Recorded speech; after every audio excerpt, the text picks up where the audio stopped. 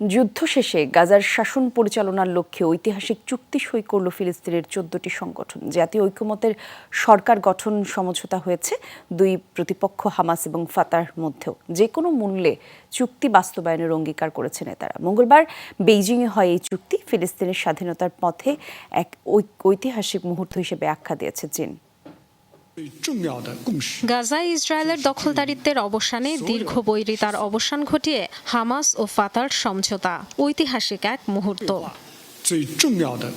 চীনের আহ্বানে গত রোববার বেইজিংয়ের আলোচনায় যোগ দিয়েছিলেন ফিলিস্তিনের ১৪টি সংগঠনের প্রতিনিধিরা।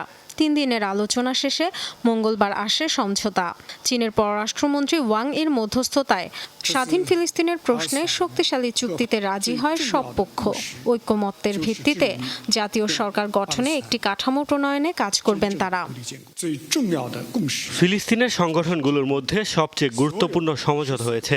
মূল বিষয় হলো সব ফিলিস্তিনি জনগণের প্রতিনিধি হবে অভিন্ন। এই চুক্তির অন্যতম বিষয় হচ্ছে জাতীয় ঐকমত্যের ভিত্তিতে অন্তর্বর্তী সরকার গঠন। বেইজিং সনদে স্বাক্ষরের পর একসাথে কাজের অঙ্গীকার করেছে হামাস ও ফাতাহ সহ সব পক্ষ। চীনের ভূমিকার জন্য কৃতজ্ঞতা জানান ফিলিস্তিনি নেতারা। যৌথ বিবৃতিতে জানানো হয়, ইসরায়েলের দখলকৃত ভূমিতে ফিলিস্তিন রাষ্ট্র প্রতিষ্ঠায় কাজ করবেন তারা।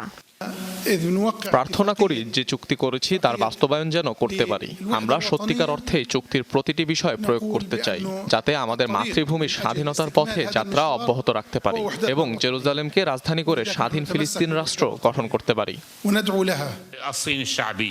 অনেক আশার আলো দেখছি আমরা। বিশ্বজুড়ে ফিলিস্তিনের সমর্থনে বিক্ষোভ, বিভিন্ন বিশ্ববিদ্যালয়ের ছাত্ররা ইসরায়েলের বিরুদ্ধে প্রতিবাদে মুখর হয়েছে। ইউরোপের রাজধানীগুলোতেও সমর্থন পেয়েছি। ১৪৩টি দেশ জাতিসংঘে আমাদের অধিকারের পক্ষে রায় দিয়েছে। ফিলিস্তিনের সংগ্রামে চীন গুরুত্বপূর্ণ ভূমিকা রেখেছে। বেইজিং চুক্তিকে স্বাগত জানিয়েছে জাতিসংঘ, তবে প্রত্যাখ্যান করেছে ইসরায়েল। জাতীয় ঐক্য চুক্তিতে হামাসের উপস্থিতি নিয়ে আপত্তি জানিয়েছে যুক্তরাষ্ট্র। ২০১১ সালে একই ধরনের চুক্তি হয়েছিল ফিলিস্তিনি সংগঠনগুলোর মধ্যে, যদিও পরবর্তীতে ব্যর্থ হয় তা। Dorothy Tasrin, Jamuna news.